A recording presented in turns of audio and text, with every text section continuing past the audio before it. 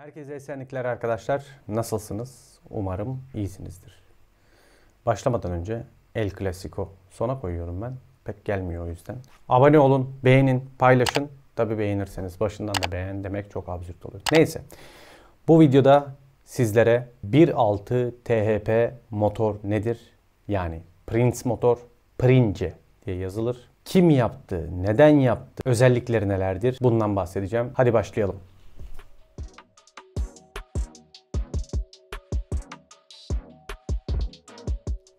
Evet, az önce de söylediğim gibi aslında 1.6 THP motor, N14, N18 BMW'deki kodları THP'de PSA grubunda anılır. Aslında halk dilinde THP denir.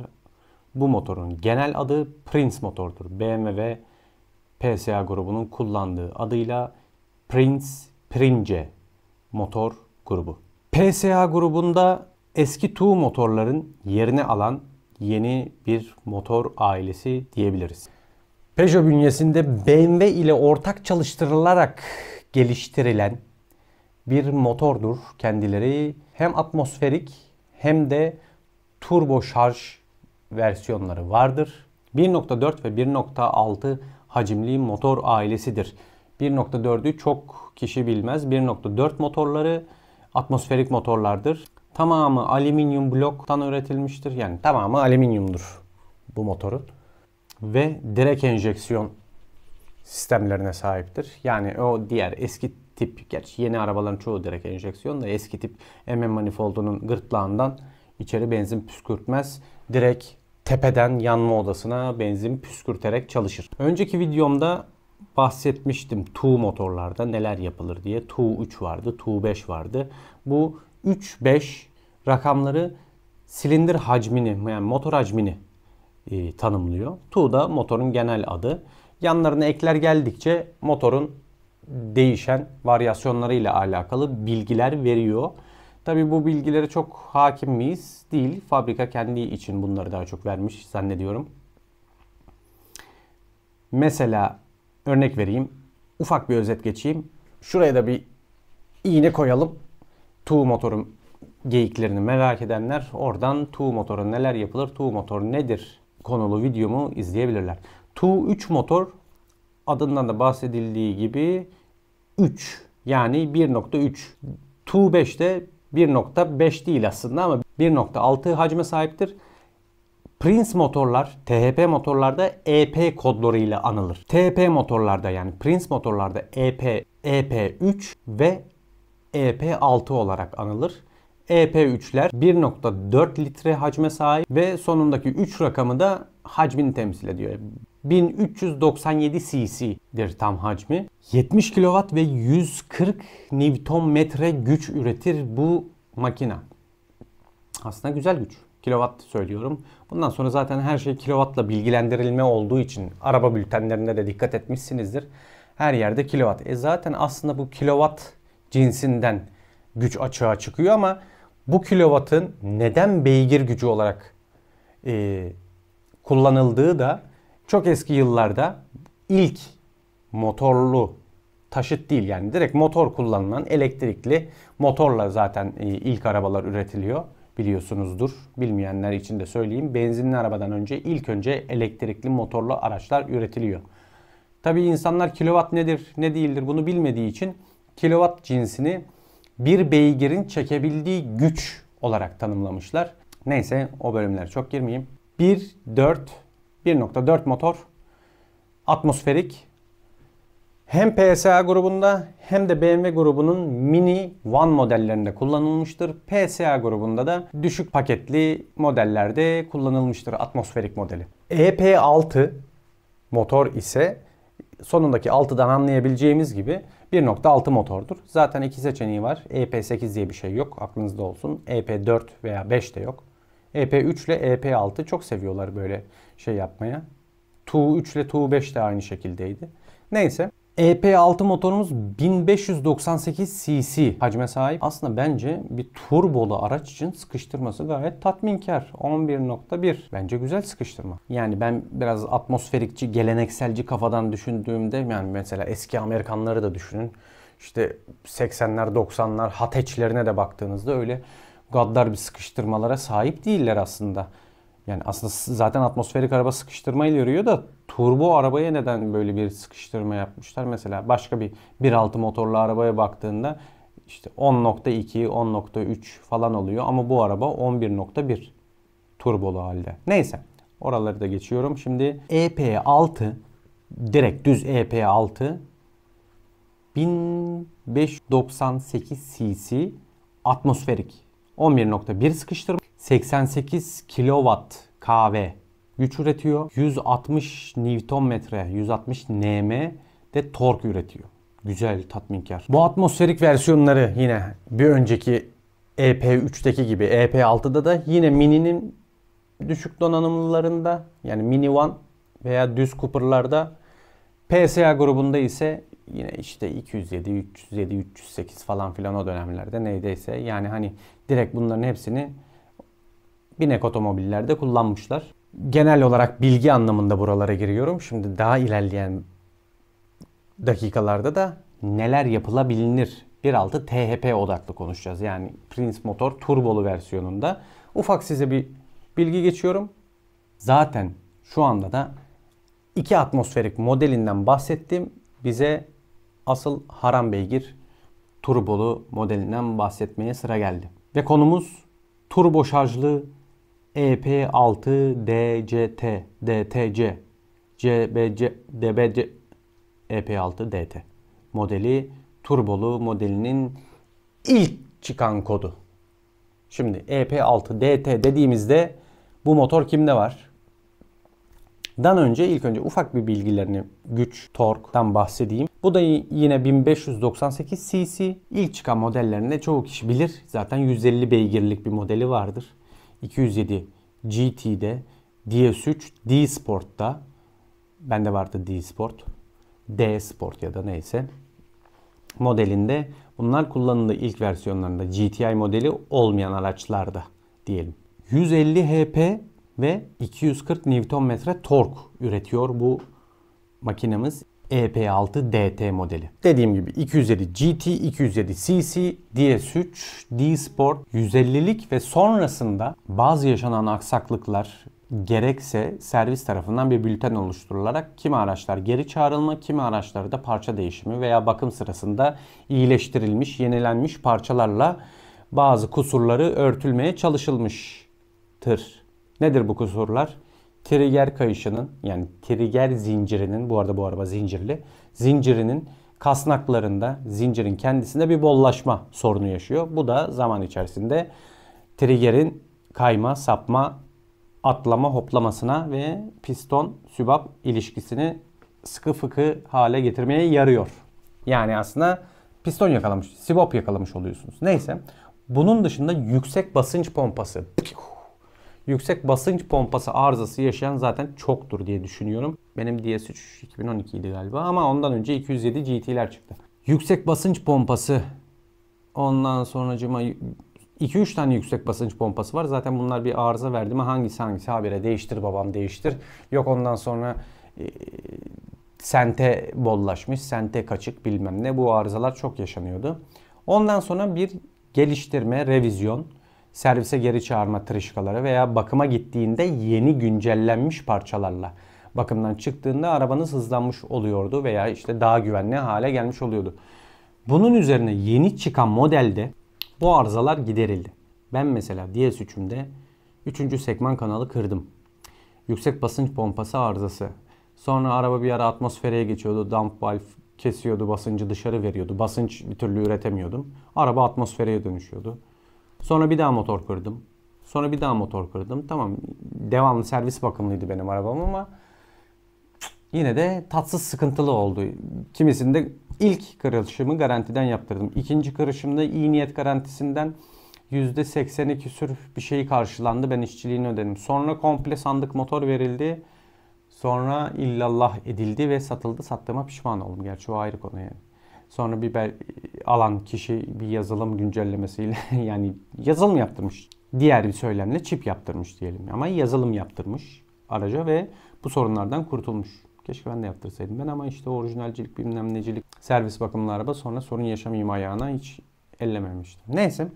Sonra ne çıktı karşımıza? 175'lik motorları çıktı. Yani EP6 DTS ile 207 GTI veya 207 RC modelinde 175'lik yeni güncellenmiş makine çıktı. 129 kW, 260 Nm güç üreterek çıkartıldı bu makine. 207 RC'den ziyade ilk çıkan 308 kasası, yani 308 1 kasası diyelim, PH1 de yine GTI olarak Türkiye'de belki 1-2 tane falan vardır. Yine aynı motoru o kullandı, 175'lik motoru.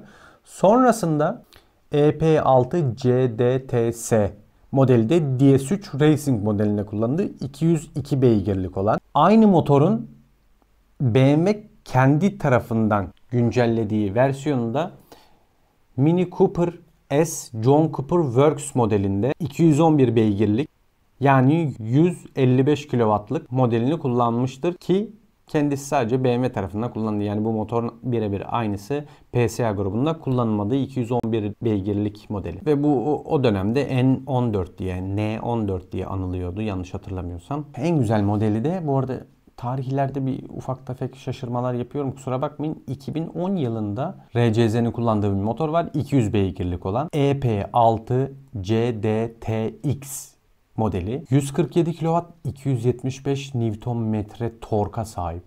Gayet güzel yani. Hani o dönemlerde zaten yavaş yavaş hızlandığı için şu an mesela bu güçlerden bahsedildiğinde biraz zayıf kalıyor ama işte 2010'da, 2012'de falan bu güçler bayağı güzeldi. Hele bir atmosferik araca sahip bir insan için bence gayet tatminkar güçler. Aynı zamanda bu motorda yeni gelen 308 GTI, yani 308'in faz 3 oluyor galiba. Faz 3 modelindeki GTI'den, yani By Peugeot Sport'un makyajsız halinde bu motor kullanıldı. 200'lük makine. Aynı zamanda 208 GTI'nin ilk jenerasyonunda, yani faz 1'inde de yine bu 200'lük makine kullanıldı. Yine aynı motorun üzerine geliştirilen BMW'nin kendi modelleri için geliştirdiği daha büyük turbo ile 218 beygir, yani 160 kW güç ve 280 Nm tork elde eden bir makine yaptı ve bunu da Mini Cooper S John Cooper Works GP modelinde, yani Mini Cooper GP'de kullandı. O da güzel, güçlü bir motordu. Yani diğerleri tam işte İkisi beraber yarıştığını düşünürsek tam PSA bir atağa çıkıyor. Sonra BMW kendi geliştirdiği versiyonunda, modelinde John Cooper Works GP'de güç ve tork olarak öne geçmiş oluyor. Yine bu motoru sadece John Cooper Works GP modelinde kullanıldı. PSA grubunda kullanılmadı. Zaten BMW genel olarak kendi motorlarında, yani Prince motorunda, turbolarında twin scroll kullanıyor. Turbolarını o yönde tercih ediyor. PSA grubunda single scroll, yani düz turbo, bildiğin yurdum turbosu kullanıyor. Euro 6 normlarına uyma muhabbetine, karbon salınımı, CO2 salınımı düşürmek için geliştirmelerde bulunan Peugeot birkaç farklı model daha üretti ve bu farklı modellerde yine tabii ki tahmin edersiniz motor kodlarına yine birkaç harfler daha girdi. EP6 FDT. Bu motorda 180 beygirlik, 132 kW, yani PureTech diye anılan motorlardı. Bunlar 508, 3008, işte ne DS7 Crossback mi ne, C5 Aircross falan, bunlarda kullanılan 1.6 turbo modeller. Yani şu an mesela C5 Aircross veya işte 3008, 5008'de 1.6 turbo satılan modellerde bu motor var. Birazcık daha güçlendirilmiş versiyonu, yani ilk kasa Faz 1 208 GTI'nin Faz 2'sinde, yani By Peugeot Sport versiyonun EP6 DTX modeli 205 beygir, 153 kW'lık bir makinede 208 GTI By Peugeot Sport modelinde kullanıldı. Tabii bu yine By Peugeot Sport, arada yine bir güncelleme geliyor. Tabii oralara gitmiyorum. Ben biraz daha kronolojik gitmeye çalışıyorum size bu kodlarda. Bundan sonra yine bir binek araçlara yine bir geliştirilen işte EP6 FDT'nin birazcık daha minnoş büyümüş turbolusu, birkaç şeyleri değişmiş versiyonuyla karşımıza 225 beygirlik 165 kW'lık bir motoru daha var. Bir seçeneği daha var. Belki yazılımsal, belki turbosal. Çok detaylarını bulamasam da, yani aslında hani çok ilgiye alakalı olsaydı bulurdum da, çok işte o kadar hani 508'e konmuş, C5 Aircross'a konmuş, neymiş ne değilmiş diye araştırmadım. Yalan olmasın yani. Neyse, bu motoru aynı zamanda çok ilginç bir arabada daha kullanılmış. 225 beygirlik olan EP6 FDT olan motor aynı zamanda bir tane oyuncak arabada kullanılmış. Oyuncak derken öyle bildiğiniz çek bırak araba değil. Bildiğiniz sadece eğlence amaçlı mikrokar diye anılan, hani küçük arabalar vardır işte 106'dan birazcık daha küçük. Mesela Smart aslında mikrokara girebilir mi? Girer bence. Neyse. Sekma diye bir marka var. Fransız markası. Bunun Sekma'nın F16 Turbo modelinde bu motoru kullanmışlar. Araba minnoş, 2 kişilik ve inanılmaz keyiflidir bence yani bu güçle. Kilosunu bilmiyorum arabanın, o detaylarını araştırmadım ama bu motorun onda kullanıldığını görünce birkaç videosunu izledim. Çok keyifli bir araba. Merak ederseniz Google'layabilirsiniz. Ve son olarak EP6 tarihinin herhalde şu ana kadar en güçlü, en güzel güç alınmış modeli. EP6 CDTR 270 beygirlik modeli. Yani RCZ R modelinde kullanılan 199 kW'lık güce sahip bir motor. RCZ-R'da olunca güzel oldu. Hani böyle şey demiştim. Ulan bunu 208'e falan koysalar çok keyifli olur. Ve aynı zamanda bu motor sonrasında 308 by Peugeot Sport'ta da kullanıldı. Hani bu çift renkli 308 GTI'ler vardı ya. Onda da aynı 270 beygirlik motor modeli kullanıldı. Şimdi bu kadar kod okudum. Bunu zaten kim aklında tutacak? Bir sürü teferruat var. Bunları ne ayırıyor? Ne farklılık var diye özetlersek blok aynı. Blokta hiçbir sıkıntı yok. Pistonun ölçülerinde de bir değişiklik yok. Sıkıştırmalarda biraz farklılıklar var bazılarında. Yani atmosferikle turbo modelinde. Ama onun dışında 150 beygirlik 1.6 turbodan 270 beygirlik 1.6 turbo modeline kadar bloğumuz tamamen aynı. Bazı modellerde silindir kapaklarında dönem dönem VVL yani Variable Valve Lift yani değişken sübap kaldırma zamanlaması sistemi diye bir şey. VTI falan filan işte, yani sübap zamanlaması yapıp işte ekstra açıyor, ekstra kapatan bir sistemi olan, BMW'de Vanos diye adlandırılan, hatta ValveTech diye anılan bir sistem var. Arada bazı EP'lerde başlıyor bu işte 1.6 150 beygirliklerde yok da herhalde 180 beygirliklerden sonra gelmeye başlıyor bu Vanos ValveTech Variable Volatile Lift, neyse işte VVTI diyelim ya da VTI diyelim biz buna. Bu sistemden kazanılan güç farklılıkları diyebiliriz. Tabii ki sırf bu değil.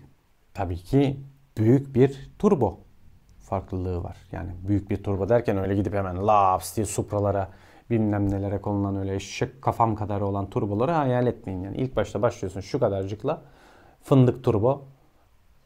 Sonra bir bakıyorsun birazcık daha büyümüş. Yok işte palleri büyümüş, pervanesi büyümüş, vakum bilmem nesi artmış falan filan.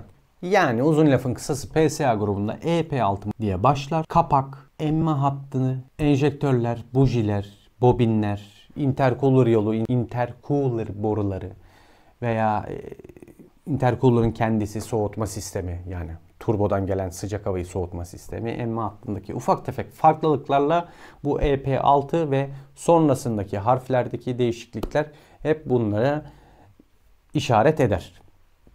Tabi işte oradaki F veya CD, FDX'li falan filan modellerinden neler farklılık var, hangi harf hangisini temsil ettiğini tam anlamıyla bilmediğim gibi tam anlamıyla bunu size açıklayamayacağım. Ama farklılıkları size az önce saydım. Mesela BMW'de bu EP6 gibi kullanmak yerine BMW N12, 13, 14, 15, 16, 17 diye işte N14, N18, N16 vesaire diye kodlamış. Onda da yine atmosferik ve onda da yine turbolu modelleri var. Mini Cooper One'da, normal Mini Cooper'da atmosferik modelleri var. Mini Cooper, Mini Cooper S, Mini Cooper S, John Cooper Works modellerinde turbolu modelleri kullanılmış. Modellerine göre de arada güçlendirmeler, revizeler ve geliştirmeler yapılmış haliyle var. Orada kodlar çok uzamıyor zannediyorum. Çünkü BMW'ye çok hakim değilim ve baktığımda da kod detaylarını pek göremedim açıkçası. Çok da derinine girmedim BMW'nin. Yani N13 atmosferik versiyonuysa EP6C karşılığı diyebiliriz. EP6, EP6C işte atmosferiye tekabül ediyor. EP6DT de ilk 150'lik makineye denk geliyor. N14'te EP6DT yani işte ilk başlayan turbolu modelin başlangıcı N14 diye anılıyor. Bir süre sonra da N14'ü bırakıp işte onlar da geliştirdikçe N18'e geçmiş. İşte daha yeni modellerde N18'ler var. İşte yeni çıkan 3 serilerinde, 5 serilerinde kullanılanlarda da yine daha gelişmiş modelleri var. Onların kodları galiba birazcık daha değişiyor. O kadar BMW'ci değilim. Kusura bakmayın. Ama genel olarak motorun birazdan bahsedeceğim şekilde aynı işlemler onlar için de geçerli olacak. Yine bazı model farklılıklarından mesela tek vanos, çift vanoslu modelleri var. Yani tek VVTI'yi, çift VVTI'li modelleri falan geliştirmiş BMW abisi. PSA'nın da işte yeni modellerinde mevcut. O yüzden zincir kasnak zımbırtıları biraz pahalı oluyor. Aynı zamanda bu modellerde şanzımanda da oynak volan dedikleri alıp da tornaya sokamadığım pislik bir volanı var. Pislik değil aslında.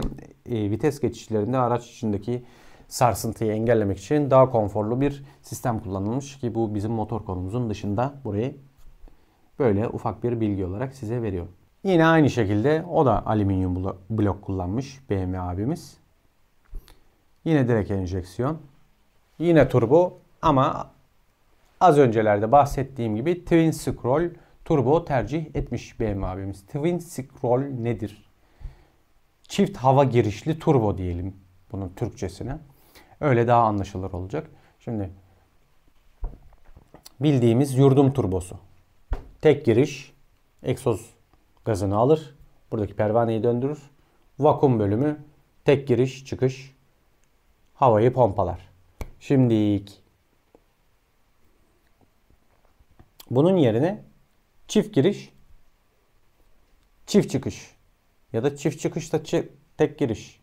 Tek girişte çift çıkış, öyle bir şey. Twin Scroll. Yani 1.3 veya 1.4 silindir bir scroll'e, 2.3 veya 2.4 bir scroll'e. İşte o sizin EMA manifoldunun hikayesine göre orada bir Twin Scroll muhabbeti, yani çift girişli turbo muhabbeti oluyor. Bu da herhalde turbo lagını önlemek için bu sistemi kullanmışlar. Çünkü o basıncın gelip gitme, silkeleme, o turbo lagı, turbosuzluk, turbom yok dediğiniz anı engellemek için yapılmış bir turbo teknolojisi diyebiliriz.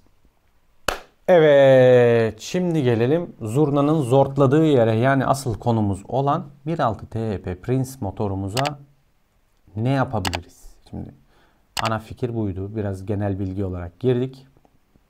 Uzun mu girdim bilmiyorum. Neyse, ben bu arabaya neler yapabilirim derseniz, o zaman hadi gelin size böyle tane tane neler yaparsak aşağı yukarı ne güçleri alırız, hangi sıralamayla gidelim yani ben en azından gideceğim sıralamayı size bahsedeyim. Sizde de bir fikir oluşturur diye düşünüyorum. Evet, ne dedik? Elimizde 1.6 TEP makinemiz var. 150'lik olsun, 160'lık olsun, 170'lik olsun, 200'lük olsun. Her halükarda biz 200'lük düz olsun ki üstüne koyarken hesaplaması daha kolay olsun. 200'lük makinalı bir 1.6 turbo Prince motorumuz var. Ne yapalım? Kaşınıyoruz. Para harcayacağız. Biraz da güç almak istiyoruz. Asıl derdimiz güç almak. Ama doğal olarak para harcamanız gerekiyor. İlk başta ne yapıyoruz? Bu filtre sisteminde turbonun üzerinden gelen hava emişinin ilk sağlandığı yerde saçma sapan bir hortum ve oradan çıkıp emma hattına giren bir hortumlar var. O hortumları, yani ilk önce hava emişine güzel bir filtre koyuyoruz. Filtrenin direkt turbonun üstünde olup olmaması çok önemli değil. Birazcık uzatsan da olabilir. Çünkü biz zaten turbolu bir araç olduğumuz için ilk çekilen havanın soğuk olması atmosferik kadar önemli değil. Çünkü bizim havayı soğutacak bir soğutucu tankımız, yani intercooler'ımız var. Hava filtremizi yaptık. Çünkü hava emiş şiddetimiz değişecek. Çünkü orijinal kağıt filtreye göre, atıyorum, performans odaklı bir markanın, mesela Cayenne, Piper Cross, gibi markaların hava akışkanlığı, hava geçirgenliği daha fazla olduğu için onu tercih ediyoruz. Tamam.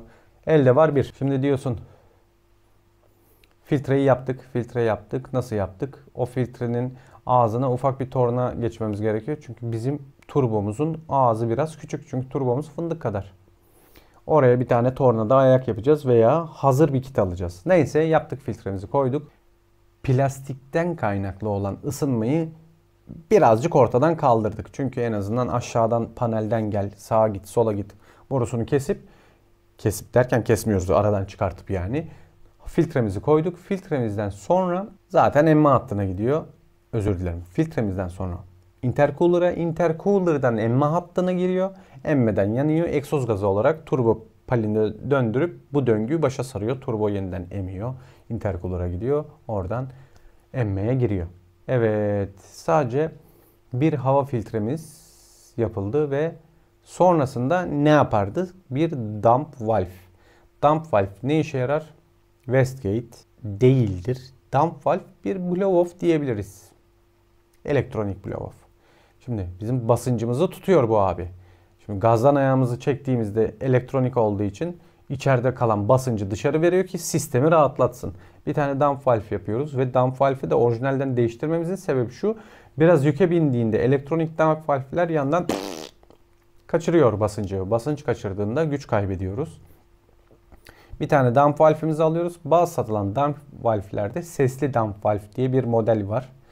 Böyle araya minik bir spacer gibi delikli bir zımbırtı geliyor ve o da size çektiğinde yani blow-off'un verdiği blow, akış dışarı, yani tam böyle bir Türkçeleştirirsek blow-off'u akış bırakma ve basınç bırakma diyelim buna biz.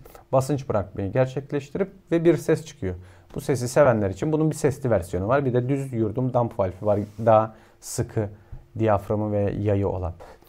Tamam, dump valve'i ve filtremizi yaptık. O zaman bir yazılım güncelleyelim. Hani böyle devam edeceksek en azından birkaç bin kilometre falan. Yazılımımızı güncelledik. Sadece filtre ve dump valve yazılımla öyle aşağı yukarı 9 ile 13-15 beygir arası bir güç alıyoruz. Zaten yazılımdan dolayı geliyor. Pek öyle filtrenin etkisi yok burada. Ama dump valve'imizin basıncı tutabilme kabiliyetinden dolayı daha güzel basınç açabiliyor oluyoruz otomatikman. Aldık gücümüzü, koyduk cebimize, 210 beygir olduk diyelim hadi. Böyle çok uçmadan tatlış tatlış gidelim. 10 beygirimizi aldık bir yazılımla. Yazılım, filtre, dump valve. Ondan sonra cima, yani daha fazla da alabiliyorsunuz tabi de hani böyle çok sizi işte yok 20 beygir alırsın bir yazılımla, bir 50 beygir alırsın falan filan deyip çok yukarılara uçurmanın alemi yok. Tatlış tatlış azar azardan bilgiler vereyim ki çok olduğunda sevinin. Ama çok söyleyip az olduğunda da yerel sen ne dedin lan hiçbiri tutmadı gibi muhabbet olmasın diye biraz düşük tutuyorum rakamları. Bir de şöyle ufak bir detay vereyim turboda. Mesela hindi sesi vardır. Gazlarsın, basınç gelir. Olmadı. Yine olmadı lan, yapamıyorum. Neyse. Hindi sesi çıkıyor. Bunda da işte surge sesi deniyor. Turbo basıncının, yani basınç üretmeyi, yani gaz kelebeğinden gazı almayı bıraktığında turbo pallerine geri çarpan sesteki o gulu gulu gulu sesi turbo pervanesinden, pallerinden çıkan ses. Bu uzun vadede sizin turbo rulmanınıza ve turbonuzun pallerini yıpratacak ve turbonuzun ömrünü yiyecektir. Ses güzel mi? Evet güzel, benim de hoşuma gider ama uzun vadede veya çok basınçlı bir makineniz, turbonuz varsa turbonuzun ömrünü yiyecektir. Böyle de ufak bir not vereyim. Evet, yaptık şimdi. Aldık 15 beygirimizi. Yolumuza gidiyoruz. Evet, ben kaşınıyorum. Bir şeyler daha yapayım. Ne yapayım? Şimdi PCV denilen bir zımbırtı var. Mesela şurada iyi koyayım. Oil Catch Tank muhabbetinde bahsediyorum. Positive Crankcase Ventilation. Yani crank havalandırması diyelim biz ona Türkçe. Yani aşağıdan, karterin oradan yukarıya külbütör hattına bir boru geçiyor ve hani havalandırma, yağ buharı havalandırması zımbırtısı gibi bir şey. Bunu mesela iptal ediyoruz. Kapatıyoruz bir güzel krangın oradan. Yukarıdan da silindir kapağının oradan bir oil catch tank alıyoruz. Bu bize güç olarak gelmiyor ama yağ buharının, hani O videoyu izlerseniz pislik yağ buharında ne çıktığını göreceksiniz. Onu ayrıyetten bir oil catch tank yağ yakalama haznesinde biriktirirseniz arabanızın sağlığı için daha iyi olur. Daha sağlıklı yağlanabilmesi için. Bunu da yaptık diyelim. Bu bize bir güç katmadı ama bir sağlık ve pisliği önleme katkısı sağlamış oldum. Evet. Para harcamaya devam ediyoruz. Ne yapıyoruz şimdi sırada? Bujilerimiz var. Hemen gidiyoruz bir buji alıyoruz. İridium bujiler çıkıyor. Mesela RCZ arı faz alarak yaparsak bu işlemleri diğer THP'lerde izleyelim. Model adını hatırlamıyorum şimdi bujinin.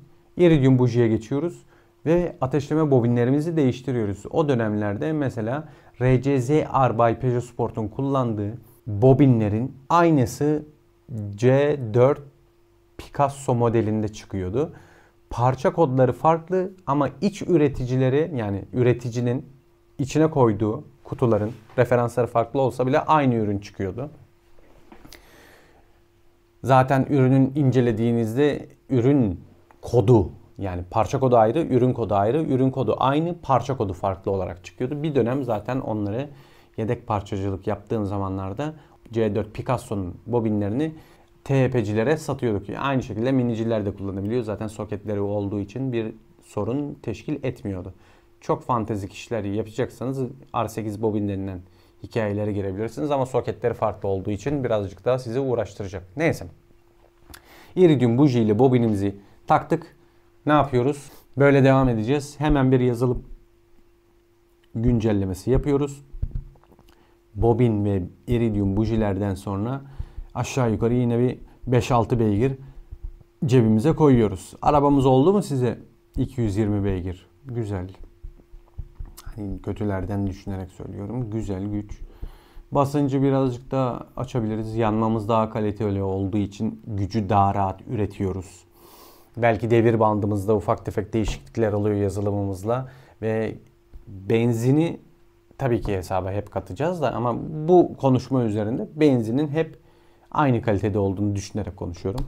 Şimdi bu işlemlerde neler yaptık hemen bir sayalım. Filtremizi yaptık. Dump valve, yazılım ki yazılımı en sona koymamız lazım. Bunu hep söylüyorum.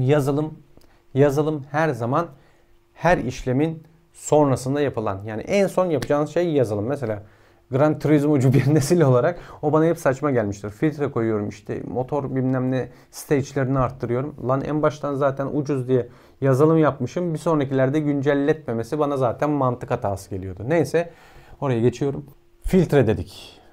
Dump valve, sonra JIMA, iridium buji, bobin, PCV iptali ve oil catch tank yaptık. Yazılım yaptık. Tamamız. Şimdi ne yapalım? Şimdi ilk önce downpipe mi yapalım? Yani turbodan egzoz hattına giden katalizatörün olduğu yeri kat iptali yaparsak güzel güç alabiliriz. Downpipe'da da güzel güç veriyor. Yine downpipe sonrasında yazılım yapmamız lazım. Şimdi downpipe'ı yapıp o katalizatörün içini hiç gördünüz mü bilmiyorum ama yani hani direkt içinden sivrisinek bile geçemeyecek. Yani sivrisinek filesinin gözeneklerinden de küçük bir gözeneğe sahip ki gazı buradan geçirip karbon salınımı düşürebilmek için böyle bir zımbırtı var. Bu katalizatör, bunu da iptal edip bir düz boru downpipe yapıyoruz. Ve ardından yine yazılımla arabamızı 230 beygirlere çıkartıyoruz. Çünkü downpipe'ın yani o katalizatörün iptal edilmesi turbomuzun ısınmasını direkt önüne geçiyor. Yani orijinal downpipe'ımız varken aşağı boru, turbodan aşağıya giden boru, egzoz çıkış borusu. Katalizatör üzerindeyken turbomuz ısınıyor. Bunu iptal edip düz boru yaptığımızda turbomuzun ısınmasını azaltıyoruz. Tamam biraz çevreyi kirletiyoruz ama gücü elimize almış oluyoruz. Şimdi bunları yaptık.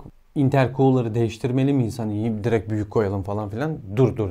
Tamam hani biraz basınç açtın diye hemen öyle intercooler'ın litresini büyütmeye gerek yok. Direkt o orijinal turboyla. Bu arada mesela hep şey değildir. Onu da size söyleyeyim. Turbonuz şu kadar. Tamam mı? Şu turboyla 1 bar basabilirsiniz. Şu turboyla da 1 bar basabilirsiniz. Şimdi onun basacağı 1 bar turbonun ömrünü yiyecek. Ve turbonun vereceği performansı yani hangi devir bandında 1 barı üretebileceği. Intercooler'ınızı büyütürseniz bu 1 bar basıncınız bu hacimde değişkenlikte büyüdükçe basınç kaybınıza yol açacak. Bu da sizin ileri yerine geriye düşürecek. O yüzden hemen bir cooler büyütmeyelim. Şimdi yaptık biz işlemlerimizi. Neler yaptık? Hava filtresi, down valve, PCV iptali, oil catch tank, downpipe, iridium buji ve bobin. Onları tek sayıyorum. Sonra jima. Şimdi de ne yapsak? Zaten şimdi yavaş yavaş bir 15-20 bin kilometreye geldik. Turbomuzdan hafif bir ıslık sesi gelmeye başladı diyelim. Hani yazıyorum senaryo. Hafif bir yapıyor. Ulan turbocuya gideceğiz. Turbomuz sökülmüş. Bir kaşıntı başladı. O zaman ne yapıyoruz turbomuza? Hibrit. Hibrit nedir? Hibrit kelimesi genel anlamda her şeyde kullanılır. Elektrikli arabalar da hibrittir. Çünkü şöyledir ki bir akaryakıtlı motoru, bir de elektrikli motoru vardır. İkisinin aynı anda kullanılmasına hibrit denir. Yani bunun hibrit turbo dediğimizde palin bir tanesini orijinal bırakıyoruz, bir tanesini büyütüyoruz. Şimdi turbomuzun emme hattındaki pali büyütüyoruz. Buradaki pervane aynı boyutta kalıyor mesela. Bunun dönerek ürettiği basınç buradaki basıncımızı arttırıyor ve bizim yazılımda birazcık da basınç açıp güç almamıza yardımcı oluyor. Tamam, turbonun içine bir güzel yeni palimizi, pervanemizi, rulmanımız değişti. Çünkü hibrit turbo yaptık. Ne yapacağız şimdi? Yine yazılım yapacağız. Biz 260 beygirlere falan çıkmaya başladık. 250-260.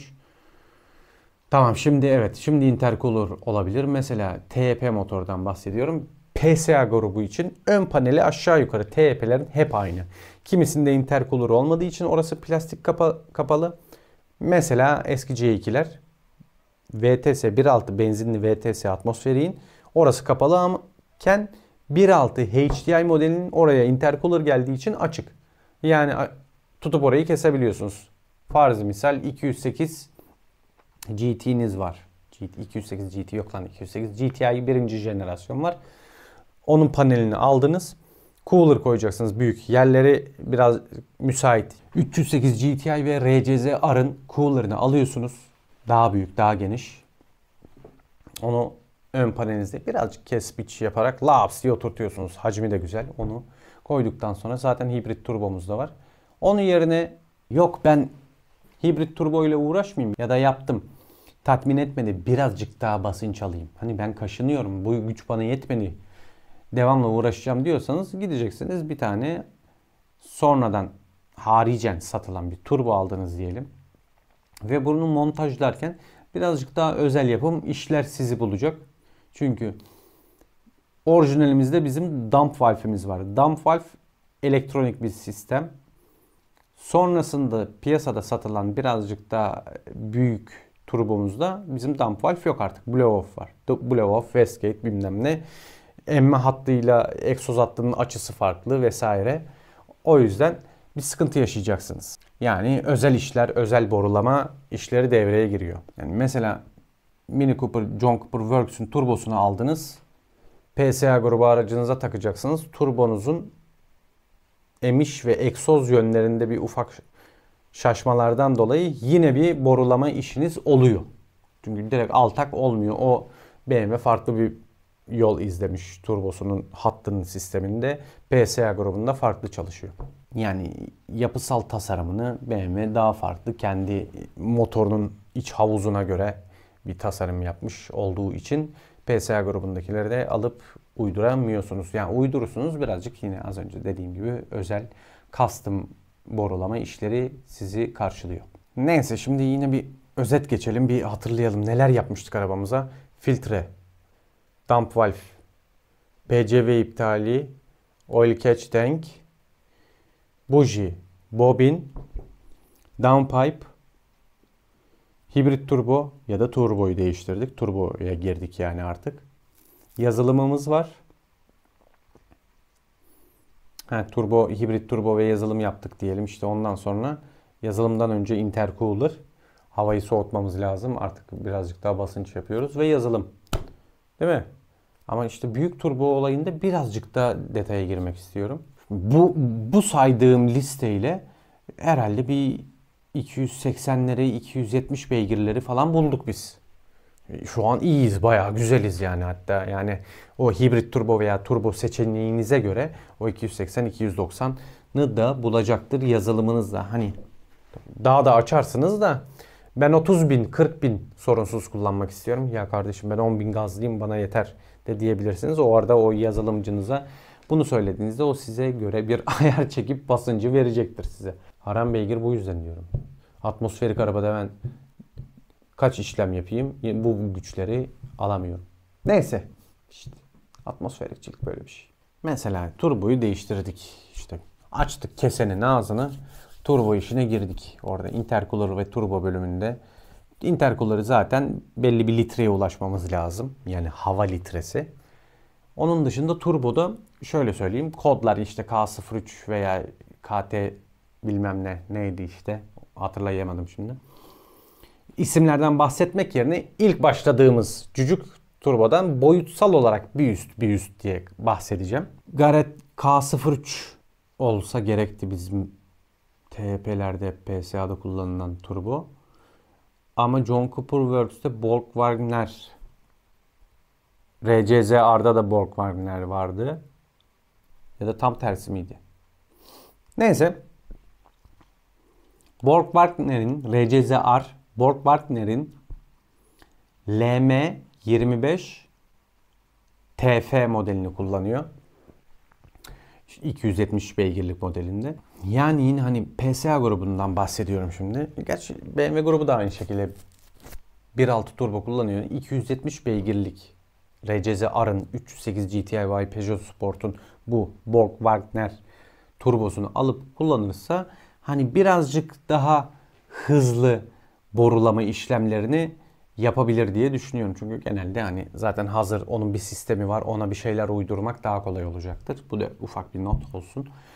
Çok fantastik, kullanılmamış, denenmemiş bir turboyu alıp tabii ki de yapılır, yapılmaz değil ama sadece borulama işleminde size farklı fantaziler çıkartabilir diye söylüyorum bunu. İşte artık sizin downpipe'dan özür dilerim. Artık siz downvalve'den yavaş yavaş uzaklaşıyorsunuz. Çünkü basıncınız artıyor. Bir yerden sonra blow off. İkisi de aynı şeyin kahverengisi. Birisi dijital, birisi mekanik. Bu görevi yerine getiriyor. Turbonun içinde kalan basıncı dışarı bırakıyor. Aldık turbomuzu, yaptık, koyduk.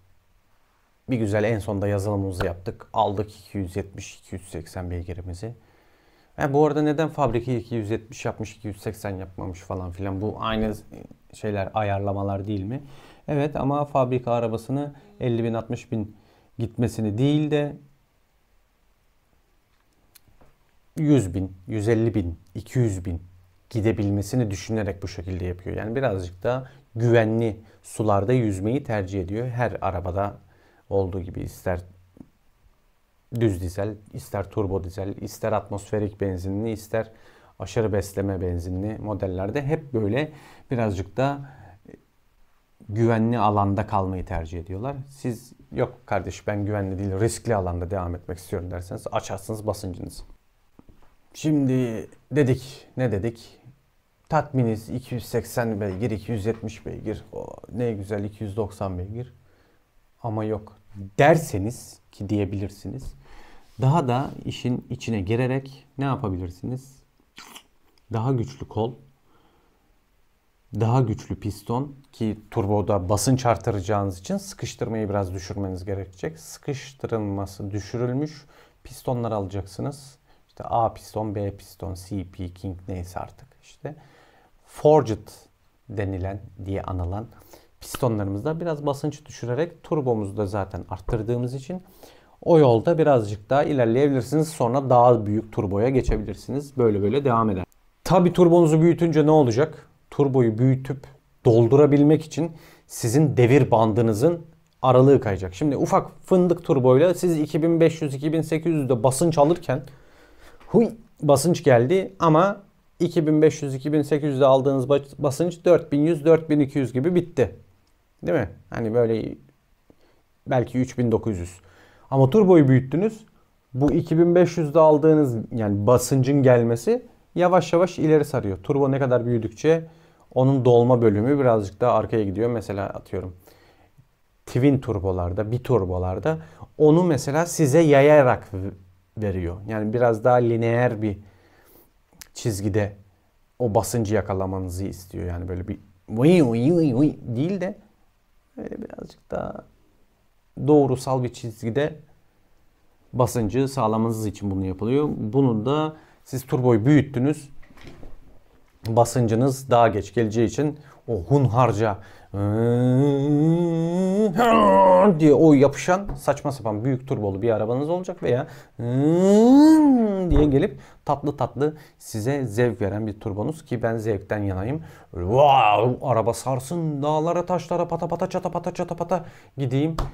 Zevki bende değil de birazcık daha o gücü alayım, gücü kullanabileyim yani. Çünkü kontrolsüz güç o slogandaki gibi güç değil. Aynen öyle. Kontrolü bende olsun. İşte 300 olacağına 250 olsun beygirim yani. O öyle bir güçler, o işte kol piston, daha büyük turbo işleri size kalmış oluyor. Böyle ufak tefek gittiğinizde artık birazcık da kendiniz araştıracaksınız. Fiyatlar bölümüne siz gireceksiniz. Çünkü bu benim bahsettiğim 1.6 turbo. Geçmişim 2012-2014 yılları arasında yaşanmıştı. Şu an fiyatlar tabii ki de malumunuz saçma sapan bir yerlerde. 1.6 turbo motorlu Prince motor TEP, EP6 veya N14 serisi dediğimiz motorlar böyle bir şeydi. Umarım anlatımımı ve konu içeriğini beğenmişsinizdir arkadaşlar. Beğenmeyi, paylaşmayı ve abone olmayı unutmayın. Umarım bir sonraki videoda yine sizlerle birlikte oluruz. Farklı konularda, farklı açıklamalarda, farklı günlerde.